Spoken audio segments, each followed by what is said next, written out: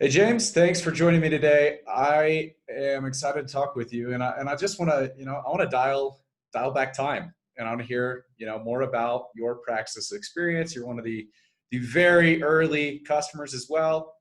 You've lived a lot of life since then. So let's just rewind time. Yeah, I'll try to dig back into the deep recesses of my memory for this one. You know, back in the old days. Yeah. So what were you doing before Praxis? Let's start there. Well, I was 18 years old when I found out about Praxis. Actually, not even quite 18. So I was in high school, and I was always kind of the academic, like bookish type. So I was good at school, and probably too good for my own good is kind of how I explain it now. Like I was, I was like not really, not very practical, and not very set up to, I think, succeed outside of the school system. And I kind of realized a lot of things about wanting to change my path around that time, around 17, around when I turned 18. So this is January 2014. I think it's when I found out about Praxis. It's right after I've like taken my SATs again. I think my last round of SATs or whatever. And then I've, applied to schools, and I don't know if I've gotten accepted yet, but this is at a time when like I'm kind of have to make the decision. And for a number of reasons, which we can get into, I kind of realized college was not the path I wanted to take. And so Praxis came along. I found this program. It's entrepreneurial. It's really centered around you as an individual can change the world through business, through entrepreneurship. And even though I, as sort of this long-time school-formed person, had never really had that experience, it really, really sung to me, and really appealed to me. So. Yeah, that's awesome. Let's dive into that decision a little bit. Why didn't you go to college? So there's a number of reasons. I think through my high school years, I developed a lot of values and a lot of thinking that was different from the culture and the groups around me. And so I always was kind of thinking differently, but not necessarily acting differently, and not really forging my own path, I guess, so to speak. And what I liked about the Praxis option as opposed to college, or just the not going to college option, was, even though I could have gone to a school, I would have had financial assistance from my family. I would have had maybe some scholarships from the schools. I really wanted to do something that would have let me be financially independent, because I was realizing, in order for me to live independently, I also need to kind of pay my own way as much as possible.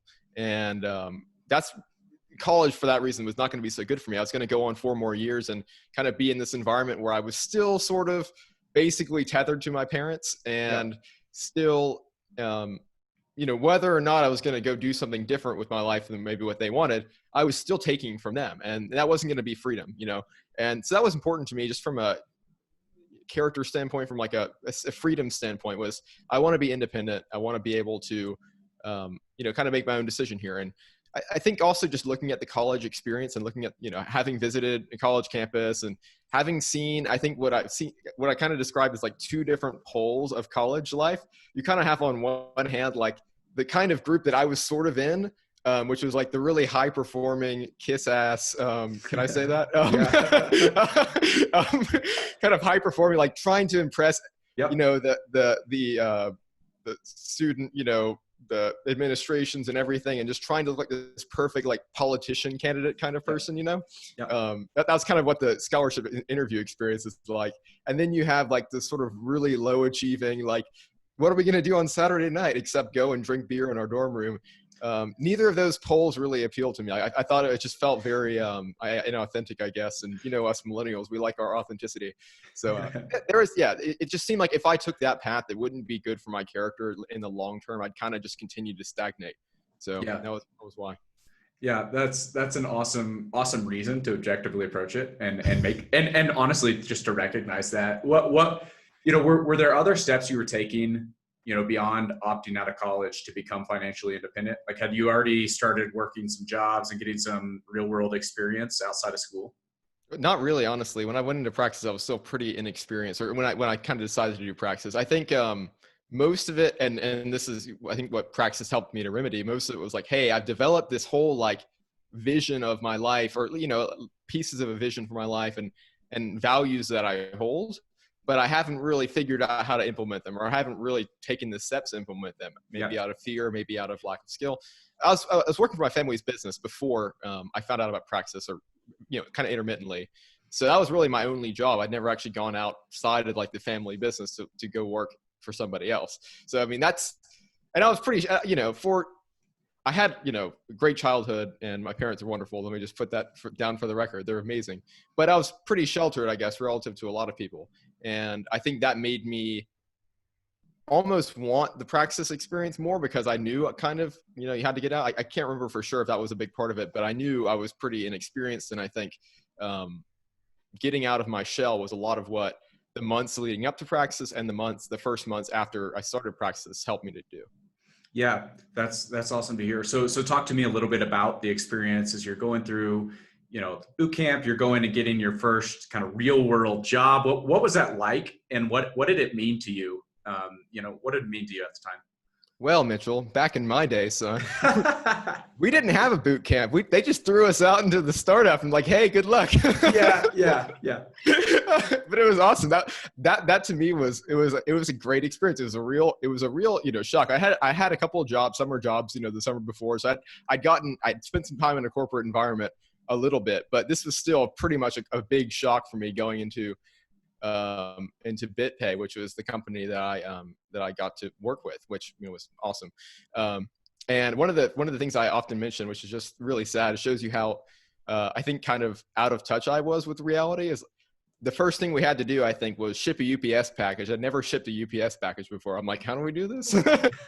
So right away, hit the ground. It's like, okay, you've got to figure out a lot of things, and you've got to kind of also change your notions about what the corporate world is going to be like. Because I was going into a startup and I just assumed everybody's like an authority figure and it's like, rigid corporate hierarchy. And, it's not like that at all. It's like, hey, you get stuff done and, why are you calling me sir all the time? That kind of thing. So it was a culture shock. I moved to a new city, mostly on my own, and figure that out. That whole process of like moving, of like renting an apartment, had a little bit of help, but mostly on my own, just moving down there. And then like a few days later, I think I started the job. And it was rough. It was a rough first few months in the sense that I had a steep learning curve, both culturally speaking and I think in terms of skills. And, they probably should have fired me. They probably could have fired me. It took me a while to kind of catch on. But the thing is, what I did was I just worked really, really hard. And I kept a really, really good attitude. And I think that helped me kind of have that grace period of a few months to kind of, figure out, okay, this is the game. This is how to play it. And so I would say the first few months of my internship, I learned a lot. I had a lot of experiences too. And I was there at this company for ultimately over, I guess, 5.5 years.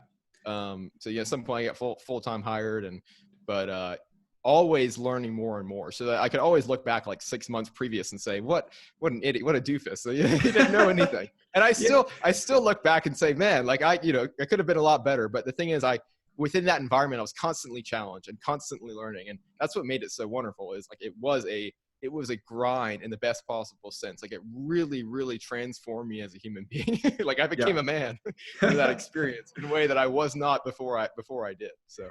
Yeah, and not only that, not only did you survive and have that transformation, but you went on and like climbed through the ranks, like, and got some awesome experience. Like, what are some things that you did, once you got a hold of the reins a little bit, what are some things you did to position yourself as the go-to guy, like, and position yourself to climb, into more responsibility within the marketing department? That's a great question. I think being a generalist was helpful. And this was kind of like, by almost one of the advantages of not being super skilled in any one thing is you get to kind of become the generalist who, like, you get the tasks no one else really wants. And that's kind of where the opportunity is.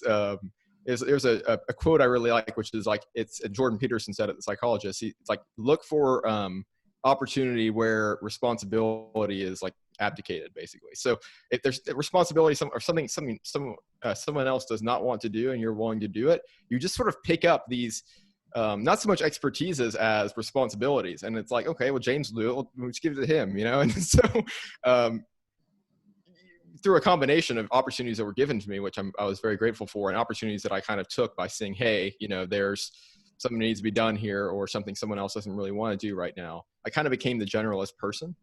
And what happened was not so much that I was like the world's most awesome marketer, which I'm definitely not. But in the course of startup life, you have big ups and downs, and for a number of reasons, and partly because I was probably pretty cheap, and partly because I was probably young and they had pity on me, and partly because I was a generalist and able to kind of do a lot of different things sort of okay.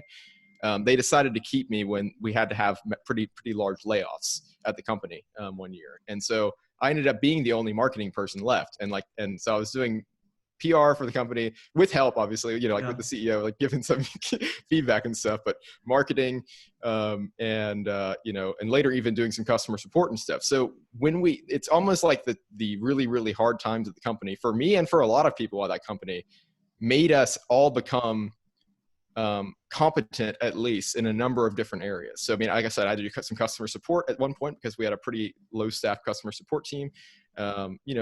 I was doing some office management type stuff. I'd go get the lunch, like I'd wash the dishes sometimes, when that kind of thing happens, that's when, you could call it opportunity, I guess. And so I had to take on a lot of responsibility at like the age of 19.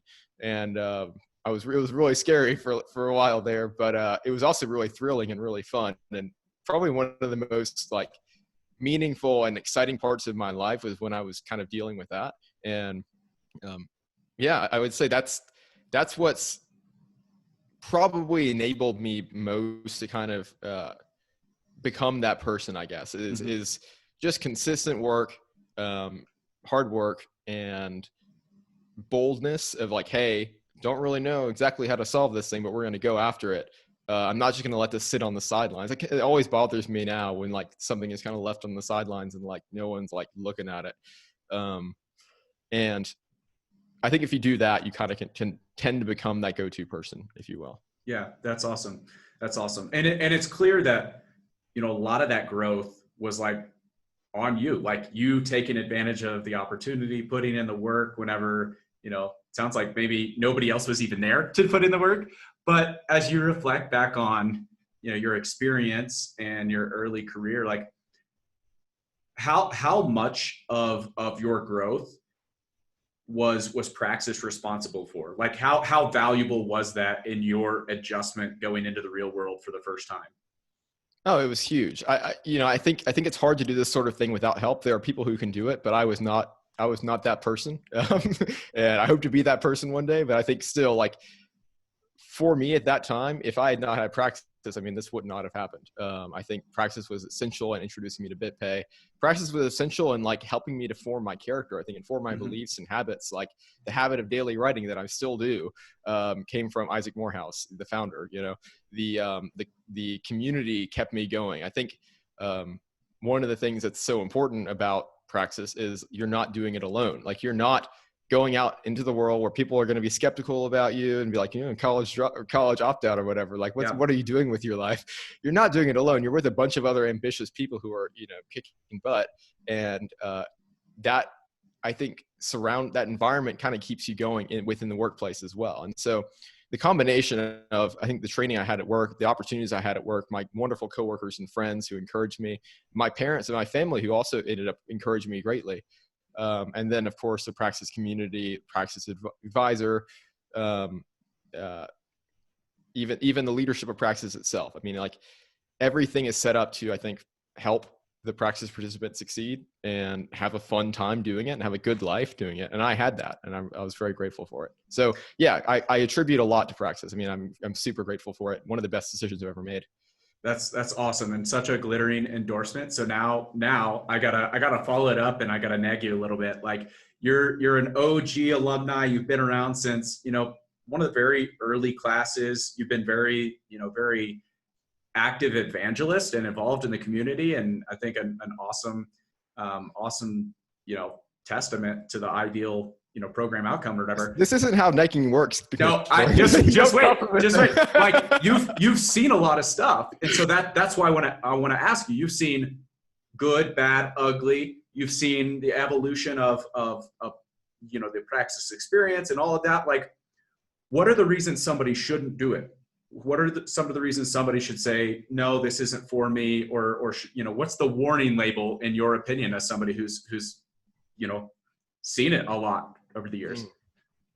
I do think it's important. So, I mean, as any kind of group develops, and as it should, it has to develop its own kind of groupthink. Like that's just natural and normal, and it's actually really healthy. Like the Praxis groupthink was super, super important for me to like cultivate certain habits, mindsets, etc.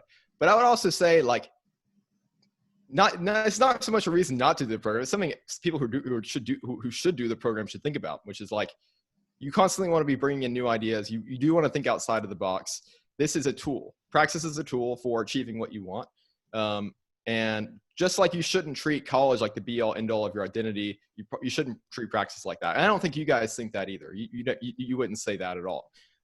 But just thinking, outside the box, remember that these things apply outside of the technology world. So the technology startup world, I'm currently not in right now. We can go into that, but like this is a training ground for you to use toward your career ends, whether you are going to be a technology marketer or a salesperson or operations person or do something else. It's just remember that this is part of your bigger life, if that makes sense.